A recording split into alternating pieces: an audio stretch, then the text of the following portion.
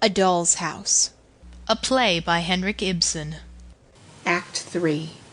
The same scene. The table has been placed in the middle of the stage with chairs around it. A lamp is burning on the table. The door into the hall stands open. Dance music is heard in the room above. Mrs. Lynde is sitting at the table idly turning over the leaves of a book. She tries to read, but does not seem to be able to collect her thoughts. Every now and then she listens intently for a sound at the outer door, looking at her watch. Not yet. And the time is nearly up. If only he does not... Listens again.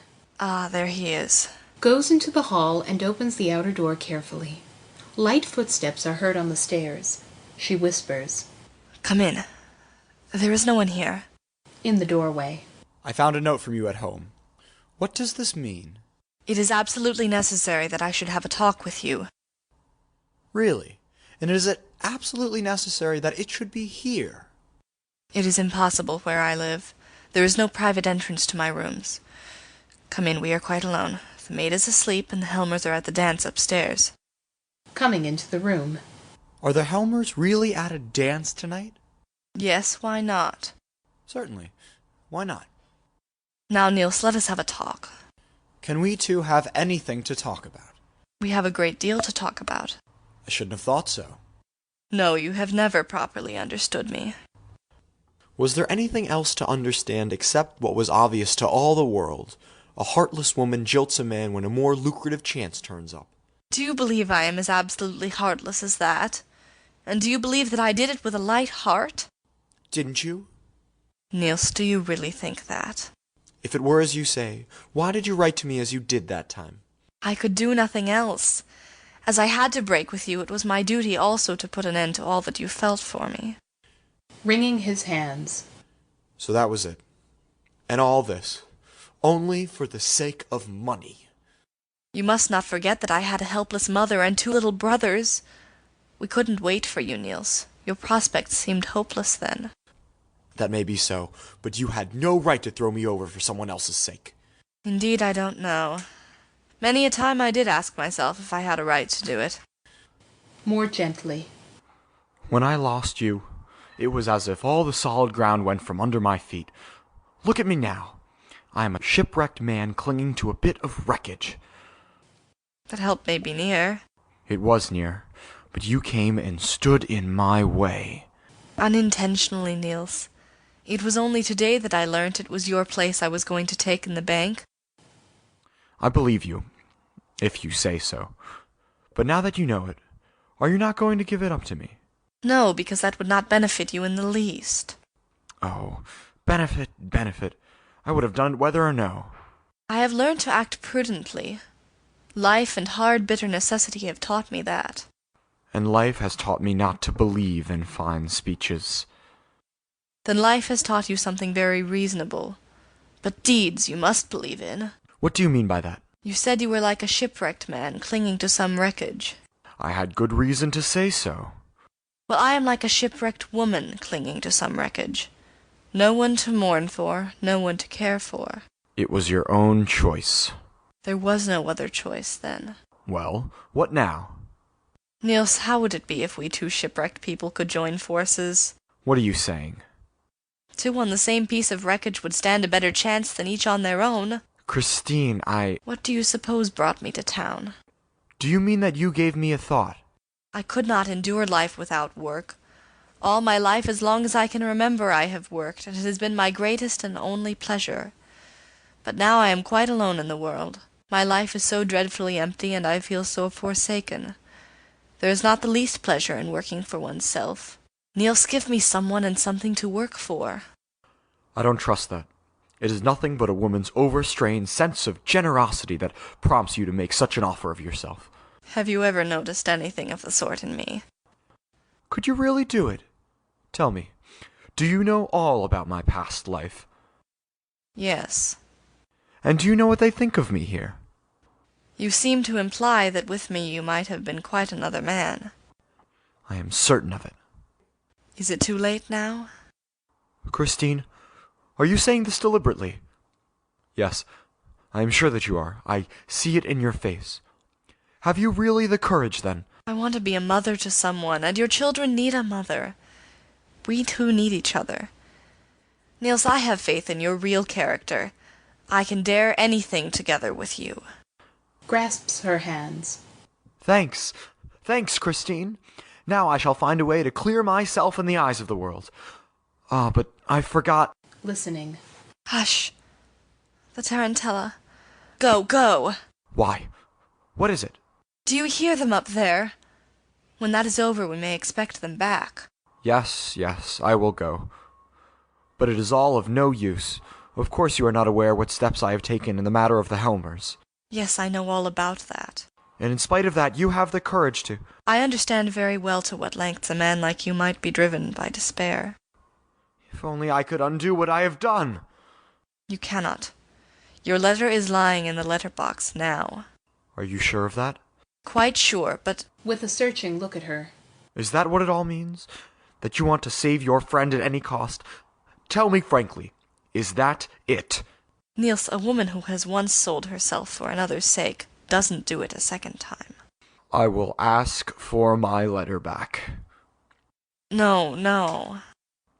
Yes, of course I will. I will wait here until Helmer comes. I will tell him he must give me my letter back, that it concerns only my dismissal, and that he is not to read it. No, Niels, you must not recall your letter. But tell me, wasn't it for that very purpose that you asked to meet me here? In my first moment of fright it was. But 24 hours have elapsed since then, and in that time I have witnessed incredible things in this house. Helmer must know all about it. This unhappy secret must be disclosed. They must have a complete understanding between them, which is impossible with all this concealment and falsehood going on. Very well, if you will take the responsibility. But there is one thing I can do in any case, and I shall do it at once. Listening. You must be quick and go. The dance is over. We are not safe a moment longer. I will wait for you below. Yes, do. You must see me back to my door. I have never had such an amazing piece of good fortune in my life. Goes out through the outer door. The door between the room and the hall remains open. Tidying up the room and laying her hat and cloak ready. What a difference. What a difference. Someone to work for and live for. A home to bring comfort into. That I will do, indeed. I wish they would be quick and come. Listens. Ah, there they are now. I must put on my things. Takes up her hat and cloak. Helmer's and Nora's voices are heard outside. A key is turned, and Helmer brings Nora almost by force into the hall. She is in an Italian costume with a large black shawl around her. He is in evening dress and a black domino which is flying open.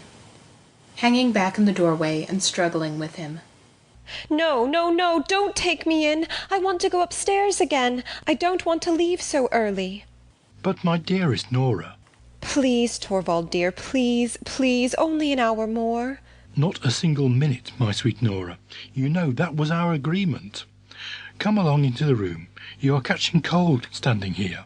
He brings her gently into the room in spite of her resistance. Good evening. Christine. You're here so late, Mrs. Lynde. Yes, you must excuse me. I was so anxious to see Nora in her dress. Have you been sitting here waiting for me? Yes, unfortunately I came too late. You had already gone upstairs. And I thought I couldn't go away again without having seen you. Taking off Nora's shawl. Yes, take a good look at her. I think she is worth looking at. Isn't she charming, Mrs. Lynde? Yes, indeed she is. Doesn't she look remarkably pretty? Everyone thought so at the dance. But she is terribly self-willed, this sweet little person. What are we to do with her? You will hardly believe that I almost had to bring her away by force. Torvald, you will repent not having let me stay, even if it were only for half an hour. Listen to her, Mrs. Lynde. She had danced her tarantella, and it had been a tremendous success, as it deserved, although possibly the performance was a trifle too realistic. A little more so, I mean, than was strictly compatible with the limitations of art. But never mind about that. The chief thing is, she made a success. She made a tremendous success. Do you think I was going to let her remain there after that and spoil the effect? No, indeed. I took my charming little Capri maiden, my capricious little Capri maiden, I should say, on my arm, took one quick turn round the room, a curtsy on either side, and, as they say in novels, the beautiful apparition disappeared. An exit ought always to be effective, Mrs. Lynde, but that is what I cannot make Nora understand. Pooh! This room is hot. Throws his domino on a chair and opens the door of his room. Hello, it's all dark in here. Oh, of course. Excuse me. He goes in and lights some candles. In a hurried and breathless whisper. Well? In a low voice. I have had a talk with him. Yes, and? Nora, you must tell your husband all about it. In an expressionless voice. I knew it. You have nothing to be afraid of as far as Krogstad is concerned. But you must tell him. I won't tell him. Then the letter will. Thank you, Christine. Now I know what I must do. Hush! Coming in again. Well, Mrs. Lynde, have you admired her? Yes, and now I will say good night. What, already? Is this yours, this knitting? Taking it. Yes, thank you. I had very nearly forgotten it. So you knit? Of course. Do you know you ought to embroider? Really? Why? Yes, it's far more becoming. Let me show you. You hold the embroidery thus in your left hand and use the needle with the right, like this, with a long, easy sweep. Do you see? Yes, perhaps. But in the case of knitting, that can never be anything but ungraceful. Look here, the arms are close together, the knitting needle's going up and down. It has a sort of Chinese effect. That was really excellent champagne they gave us. Well, good night, Nora, and don't be self-willed any more. That's right, Mrs. Lynde. Good night, Mr. Helmer. Accompanying her to the door. Good night, good night. I hope you will get home all right. I should be very happy to, but you haven't any great distance to go. Good night, good night.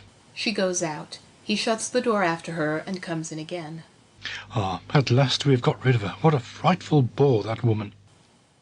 Aren't you very tired, Torvald? No, not in the least.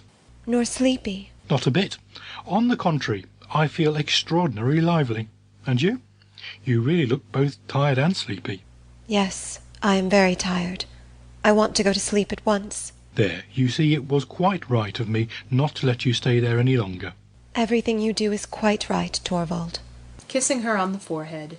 Now my little Skylark is speaking reasonably. Did you notice what good spirits Rank was in this evening? Really? Was he? I didn't speak to him at all. And I very little, but I have not for a long time seen him in such good form. Looks for a while at her and then goes nearer to her. It is delightful to be at home by ourselves again, to be all alone with you, you fascinating, charming little darling. Don't look at me like that, Torvald. Oh, why shouldn't I look at my dearest treasure? All that beauty that is mine, all my very own. Going to the other side of the table. You mustn't say things like that to me tonight. Following her. You still have got the tarantella in your blood, I see, and it makes you more captivating than ever. Listen, the guests are beginning to go now. In a lower voice. Nora, soon the whole house will be quiet. Yes, I hope so. Yes, my own darling Nora. Do you know, when I am out at a party with you like this, why I speak so little to you, keep away from you, and only send a stolen glance in your direction now and then? Do you know why I do that? It is because I make believe to myself that we are secretly in love, that you are my secretly promised bride, and that no one suspects there is anything between us. Yes. Yes, I know very well your thoughts are with me all the time. And when we are leaving, and I put the shawl over your beautiful young shoulders and your lovely neck, then I imagine that you are my young bride, and that we have just come from the wedding, and I am bringing you for the first time into our home, to be alone with you for the first time, quite alone with my shy little darling. All this evening I have longed for nothing but you. When I have watched the seductive figures of the tarantella, my blood was on fire. I could endure it no longer, and that was why I brought you down so early. Go away, Torvald. You must let me go. I won't. What's that? You're joking, my little Nora. You won't? You won't? Am I not your husband? A knock is heard at the outer door. Starting. Did you hear? Going into the hall. Who is it? Outside. It is I. May I come in for a moment? In a fretful whisper. Oh, what does he want now? Aloud. Wait a minute. Unlocks the door. Come, that's kind of you not to pass by our door. I thought I heard your voice and felt as if I should like to look in. With a swift glance round. Ah, yes, these dear familiar rooms. You're very happy and cosy in here, you two. It seems to me that you looked after yourself pretty well upstairs too. Excellently. Why shouldn't I? Why shouldn't one enjoy everything in this world? At any rate, as much as one can, and as long as one can. The wine was capital. Especially the champagne. So you notice that too. It is almost incredible how much I managed to put away. Torvald drank a great deal of champagne tonight, too. Did he? Yes, and he is always in such good spirits afterwards. Well, why should one not enjoy a merry evening after a well-spent day? Well spent? I'm afraid I can't take any credit for that. Clapping him on the back. But I can, you know. Dr. Rank, you must have been occupied with some scientific investigation today. Exactly. Just listen. Little Nora talking about scientific investigations. And may I congratulate you on the result? Indeed you may. Was it favourable then? The best possible for both doctor and patient. Certainty. Quickly and searchingly. Certainty? Absolute certainty. So wasn't I entitled to make a merry evening of it after that? Yes. You certainly were, Dr. Rank. I think so too. As long as you don't have to pay for it in the morning. Oh well, one can't have anything in this life without paying for it. Dr. Rank, are you fond of fancy dress balls? Yes, if there is a fine lot of pretty costumes. Tell me, what shall we two wear at the next? Little Featherbrain, are you thinking of the next already? We two? Yes, I can tell you. You shall go as a good fairy. Yes, but what do you suggest as an appropriate costume for that? Let your wife go dressed just as she is in everyday life. That was really very prettily turned, but can't you tell us what you will be? Yes, my dear friend, I have quite made up my mind about that. Well? At the next fancy dress, I shall be invisible. That's a good joke. There's a big black hat. Have you never heard of hats that make you invisible? If you put one on, no one can see you. Suppressing a smile. Yes, you are quite right. But I am clean forgetting what I came for. Helmer, give me a cigar, one of the dark Havanas. With the greatest of pleasure. Offers him his case. Takes a cigar and cuts off the end. Thanks. Let me give you a light. Striking a match. Thank you. She holds the match for him to light his cigar. And now, goodbye. Goodbye. Goodbye, dear man. Sleep well, Dr. Rank. Thank you for that wish. Wish me the same. You? Well, if you want me to sleep well, and thanks for the light. He nods to them both and goes out. In a subdued voice. He has drunk more than he ought. Absently. Maybe. Helmer takes a bunch of keys out of his pocket and goes into the hall. Torvald, what are you going to do there? Emptying the letterbox. It is quite full. There'll be no room to put the newspaper in tomorrow morning. Are you going to work tonight? You know quite well I am not. What is this? Someone has been at the lock. At the lock? Yes, someone has. What can it mean? I should never have thought the maid. Here is a broken hairpin. Nora, it's one of yours. Quickly. Then it must have been the children. Then you must get them out of those ways. There, at last I've got it open. Takes out the contents of the letterbox and calls to the kitchen. Helen, put out the light over the front door. Goes back into the room and shuts the door in the hall. He holds out his hands full of letters. Look at that. Look what a heap of them there are. Turning them over. What on earth is that? At the window. The letter. No, Torvald, no. 2 cards of ranks. Of Dr. Rank's? Looking at them. Dr. Rank, they were on top. He must have put them in as he went out. Is there anything written on them? There is a black cross over the name. Look there, what an uncomfortable idea. It looks as if he were announcing his own death. It is just what he is doing. What? Do you know anything about it? Has he said anything to you? Yes.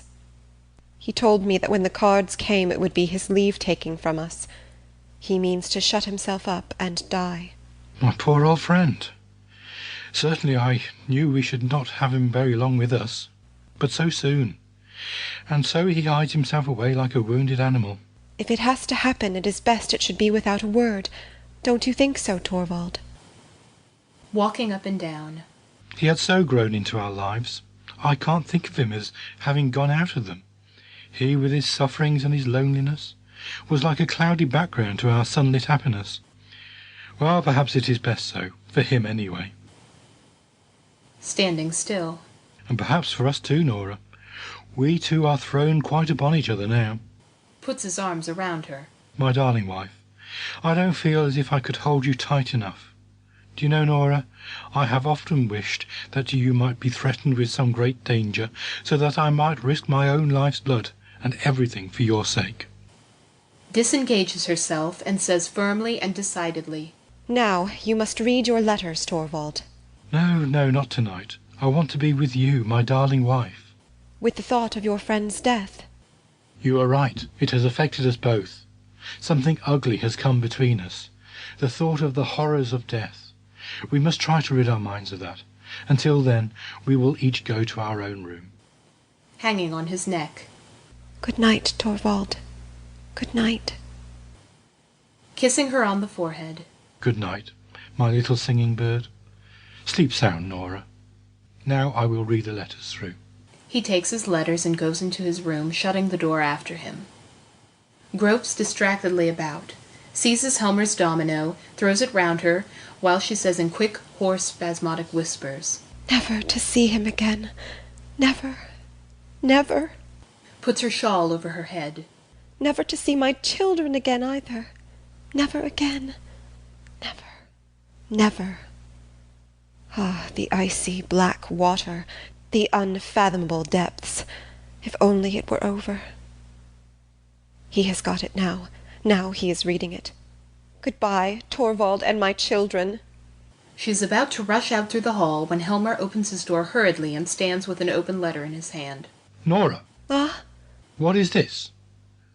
Do you know what is in this letter? yes, I know. Let me go. Let me get out. Holding her back. Where are you going? Trying to get free. You shan't save me, Torvald. Reeling. True? True? Is this true that I read here? Horrible. No, no. It is impossible that it can be true. It is true. I have loved you above everything else in the world. Oh, don't let us have silly excuses. Taking a step towards him. Torvald, Miserable creature, what have you done? let me go. You shall not suffer for my sake. You shall not take it upon yourself. No tragic airs, please. Locks the hall door. Here you shall stay and give me an explanation. Do you understand what you have done? Answer me. Do you understand what you have done? Looks steadily at him and says with a growing look of coldness in her face. Yes. Now I am beginning to understand thoroughly. Walking about the room. What a horrible awakening. All these 8 years she was my pride and joy. A hypocrite, a liar, and worse, a criminal. The unutterably ugliness of it all. For shame, for shame. Nora is silent and looks steadily at him. He stops in front of her. I ought to have suspected that something of this sort would happen. I ought to have foreseen it. All your father's want of principle. Be silent. All your father's want of principle has come out in you. No religion, no morality, no sense of duty. How I am punished for having winked at what he did. I did it for your sake, and this is how you repay me. Yes, that's just it. Now you have destroyed my happiness. You have ruined my future. It is horrible to think of. I am in the power of an unscrupulous man. He can do what he likes with me, ask anything he likes of me, give me orders he pleases. I dare not refuse, and I must sink to such miserable depths because of a thoughtless woman. When I am out of the way, you will be free. No fine speeches, please. Your father had always plenty of those ready too. What good would it be to me if you were out of the way, as you say? Not the slightest. He can make the affair known everywhere, and if he does, I may be falsely suspected of having been party to your criminal action. Very likely people will think I was behind it all, that it was I who prompted you. And I have to thank you for this, you whom I have cherished during the whole of our married life. Do you understand now what it is you have done to me? Coldly and quietly. Yes. It is so incredible I can't take it in. But we must come to some understanding. Take off that shawl. Take it off, I tell you. I must try and appease him some way or another. The matter must be hushed up at any cost. And as for you and me, it must appear as if everything between us was just as before, but naturally only in the eyes of the world. You will still remain in my house, that is a matter of course, but I shall not allow you to bring up the children. I dare not trust them to you. To think I should be obliged to say so to one whom I have loved so dearly, and whom I still... No, that is all over. From this moment happiness is not the question. All that concerns us is to save the remains, the fragments, the appearance. A ring is heard at the front door bell. With a start. What is that? So late. Can the worst... Can he... Hide yourself, Nora. Say you are ill. Nora stands motionless. Hilmer goes and unlocks the door. Half-dressed, comes to the door. A letter for the mistress. Give it to me. Takes the letter and shuts the door. Yes, it is from him. You shall not have it. I will read it myself. Yes, read it. Standing by the lamp. I scarcely have the courage to do it. It may mean ruin for both of us. No, I must know. Tears open the letter, runs his eye over a few lines, looks at a paper enclosed, and gives a shout of joy. Nora! She looks at him questioningly. Nora, no. I must read it once again. Yes, it is true. I'm saved. Nora, I'm saved. And I? You too, of course. We are both saved. Both you and I.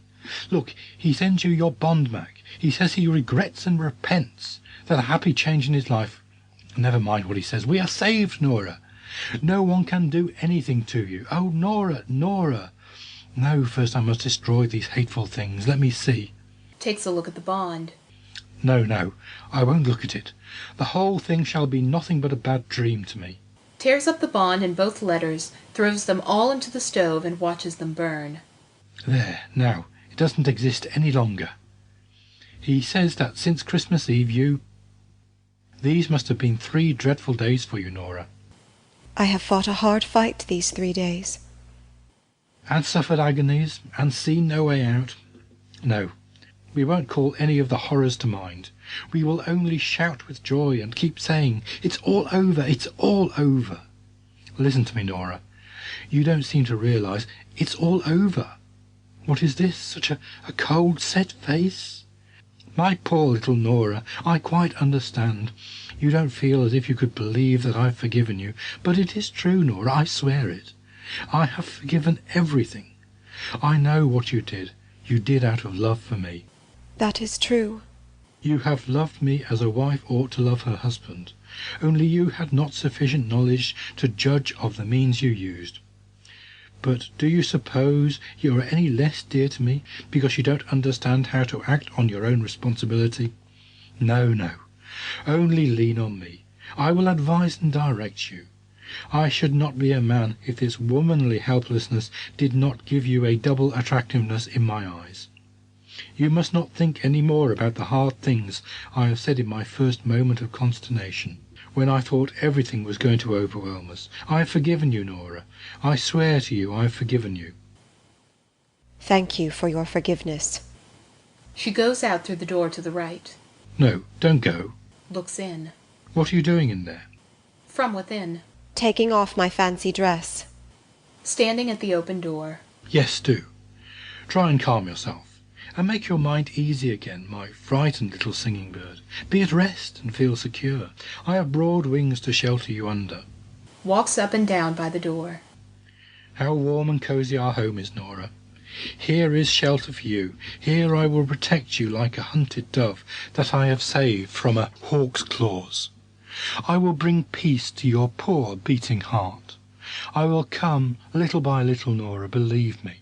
Tomorrow morning you will look upon it all quite differently. So everything will be just as it was before.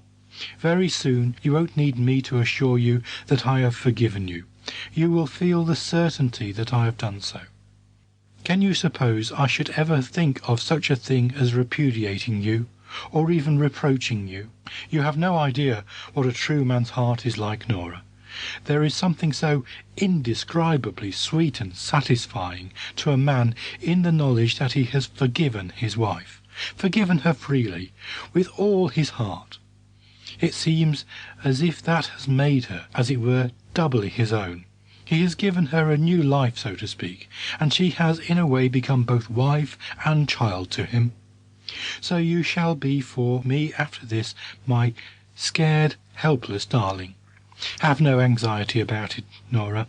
Only be frank and open with me, and I will serve as will and conscience both to you. What is this? Not gone to bed? Have you changed your things? In everyday dress. Yes, Torvald. I have changed my things now. But what for, so late as this? I shall not sleep tonight. But my dear Nora. Looking at her watch. It is not so very late. Sit down here, Torvald. You and I have much to say to one another. She sits down at one side of the table. Nora, what is this cold, set face? Sit down. It will take some time. I have a lot to talk over with you. Sits down at the opposite side of the table. You alarm me, Nora. And I don't understand you. No, that is just it. You don't understand me, and I have never understood you either, before tonight. No, you mustn't interrupt me. You must simply listen to what I say. Torvald, this is a settling of accounts. What do you mean by that? After a short silence. Isn't there one thing that strikes you as strange in our sitting here like this? What is it? We have been married now 8 years. Does it not occur to you that this is the first time we two, you and I, husband and wife, have had a serious conversation? What do you mean by serious? In all these 8 years, longer than that, from the very beginning of our acquaintance, we have never exchanged a word on any serious subject. Was it likely I would be continually and forever telling you about worries that you could not help me to bear? I am not speaking about business matters. I say that we have never sat down in earnest together to try and get at the bottom of anything. But dearest Nora, would it have been any good to you? That is just it. You have never understood me. I have been greatly wronged, Torvald, first by papa and then by you. What? By us two? By us two? Who have loved you better than anyone else in the world? You have never loved me. You have only thought it pleasant to be in love with me. Nora, what do I hear you saying? It is perfectly true, Torvald. When I was at home with papa, he told me his opinion about everything, and so I had the same opinions, and if I differed from him, I concealed the fact, because he would not have liked it. He called me his doll child, and he played with me just as I used to play with my dolls. And when I came to live with you— What sort of expression is that to use about our marriage? Undisturbed. I mean that I was simply transferred from papa's hands into yours. You arranged everything according to your own taste, and so I got the same tastes as yours. Or else I pretended to. I'm really not quite sure which. I think sometimes the one and sometimes the other. When I look back on it, it seems to me as if I have been living here like a poor woman, just from hand to mouth. I have existed merely to perform tricks for you, Torvald. But you would have it so. You and papa have committed a great sin against me. It is your fault that I have made nothing of my life. How unreasonable and ungrateful you are, Nora. Have you not been happy here? No, I have never been happy. I thought I was. but it has never really been so. Not happy? No, only merry. And you have always been so kind to me, but our home has been nothing but a playroom. I have been your doll wife, just as at home I was papa's doll child, and here the children have been my dolls. I thought it great fun when you played with me, just as they thought it great fun when I played with them. That is what our marriage has been, Torvald. There is some truth in what you say, exaggerated and strained as your view of it is. But for the future it shall be different. Playtime shall be over, and lesson time shall begin. Whose lessons?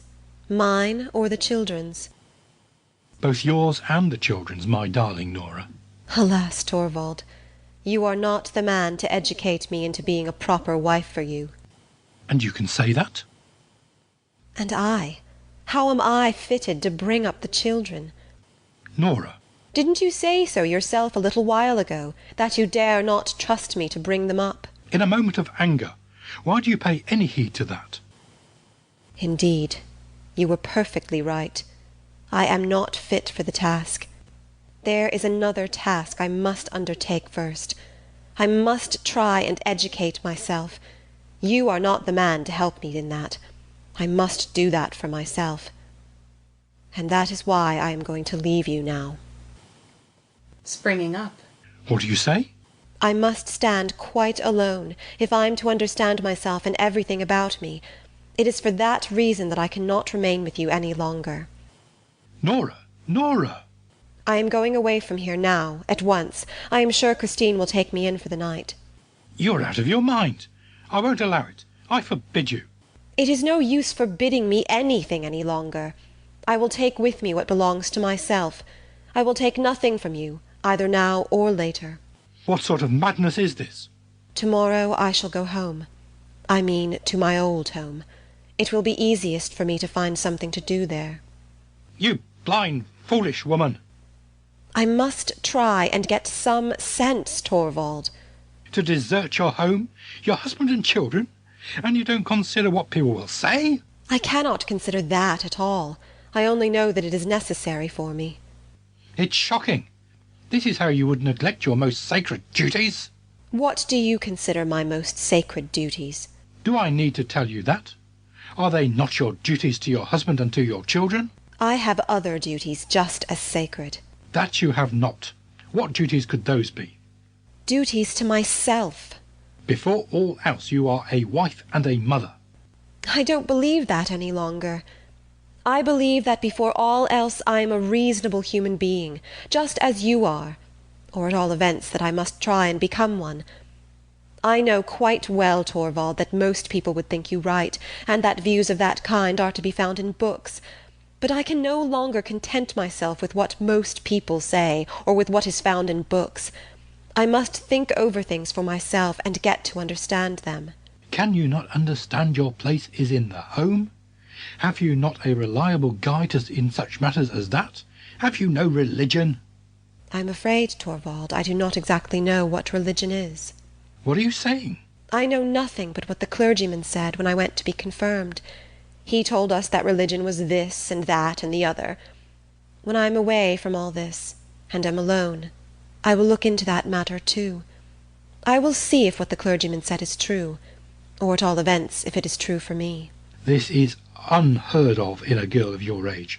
But if religion cannot lead you aright, let me try and awaken your conscience. I suppose you have some moral sense? Or answer me, am I to think you have none? I assure you, Torvald, that is not an easy question to answer. I really don't know. The thing perplexes me altogether. I only know that you and I look at it in quite a different light. I am learning, too, that the law is quite another thing from what I supposed, but I find it impossible to convince myself that the law is right. According to it, a woman has no right to spare her old dying father, or to save her husband's life. I can't believe that. You talk like a child. You don't understand the conditions of the world in which you live. No, I don't. But now I am going to try. I am going to see if I can make out who is right, the world or I. You are ill, Nora. You are delirious. I almost think you are out of your mind. I have never felt my mind so clear and certain as tonight. And it is with a clear and certain mind that you forsake your husband and children? Yes, it is. Then there is only one possible explanation. What is that? You do not love me any more. No. That is just it. Nora, and you can say that? It gives me great pain, Torvald, for you have always been so kind to me. But I cannot help it. I do not love you any more. Regaining his composure. Is that a clear and certain conviction too? Yes, absolutely clear and certain. That is the reason why I will not stay here any longer. And can you tell me what I have done to forfeit your love? Yes, indeed I can. It was tonight, when the wonderful thing did not happen. Then I saw you were not the man I had thought you were. Explain yourself better. I don't understand you. I have waited so patiently for 8 years. For goodness knows I knew very well that wonderful things don't happen every day. Then this horrible misfortune came upon me, and then I felt quite certain that the wonderful thing was going to happen at last. When Krogstad's letter was lying out there, never for a moment did I imagine that you would consent to accept this man's conditions. I was so absolutely certain that you would say to him, "Publish the thing to the whole world," and when that was done— Yes, what then? When I had exposed my wife to shame and disgrace? When that was done, I was so absolutely certain you would come forward and take everything upon yourself and say, "I am the guilty one." Nora! You mean that I would never have accepted such a sacrifice on your part? No, of course not. But what would my assurances have been worth against yours? That was the wonderful thing which I hoped for and feared. And it was to prevent that I wanted to kill myself. I would gladly work night and day for you, Nora, bear sorrow and want for your sake, but no man would sacrifice his honour for the one he loves. It is a thing hundreds of thousands of women have done. Oh, you think and talk like a heedless child. Maybe. But you neither think nor talk like the man I could bind myself to. As soon as your fear was over, and it was not fear for what threatened me, but for what might happen to you, when the whole thing was past, as far as you were concerned, it was exactly as if nothing at all had happened, exactly as before.